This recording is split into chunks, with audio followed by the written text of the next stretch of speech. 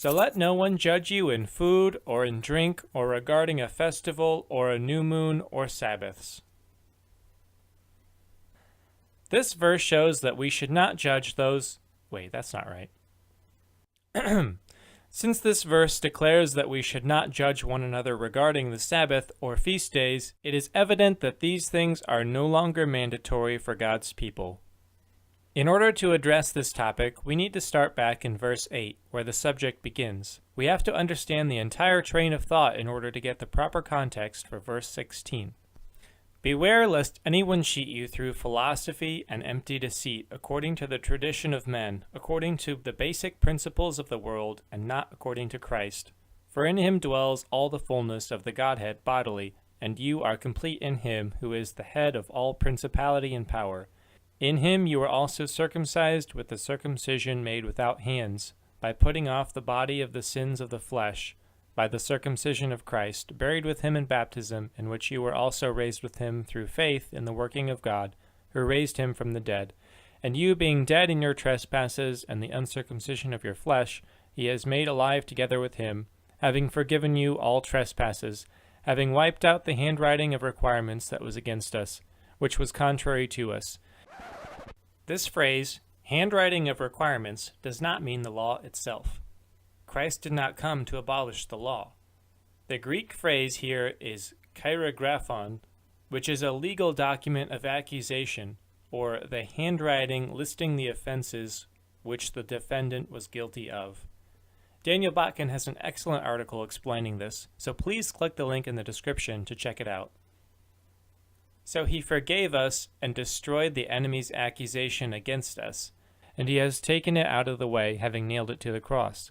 Having disarmed principalities and powers, he made a public spectacle of them, triumphing over them in it. So let no one judge you in food or in drink or regarding a festival or new moon or Sabbaths, which are a shadow of things to come, but the substance is of Christ. Let no one cheat you of your reward, taking delight in false humility and worship of angels, intruding into those things which he has not seen, vainly puffed up by his fleshly mind, and not holding fast to the head, from whom all the body, nourished and knit together by joints and ligaments, grows with the increase that is from God. Therefore, if you died with Christ from the basic principles of the world, why, as though living in the world, do you subject yourselves to regulations?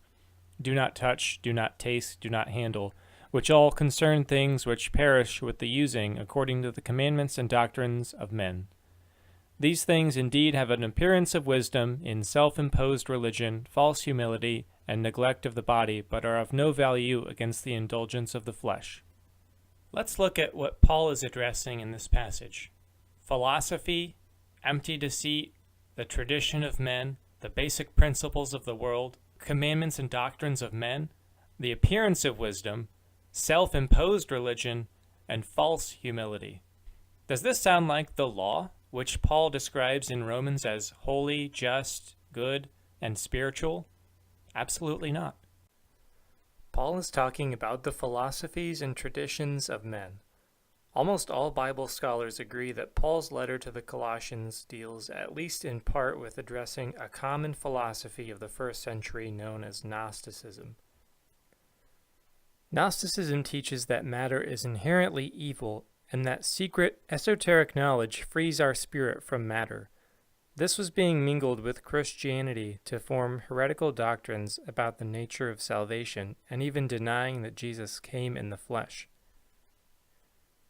The fairly mainstream website, BibleStudyTools.com, states, "In Colossians, a great deal is said regarding a false teaching, an insidious theosophist doctrine, the teachers of which were alienating the Christians in Colossae from the gospel, and were disseminating their speculations, which led to the worship of angels in contrast to the worship of Christ, to esoteric exclusiveness, wholly opposed to the universality of the gospel, and to an asceticism injurious to Christian freedom and derogatory to the human body as indwelt by the Holy Ghost."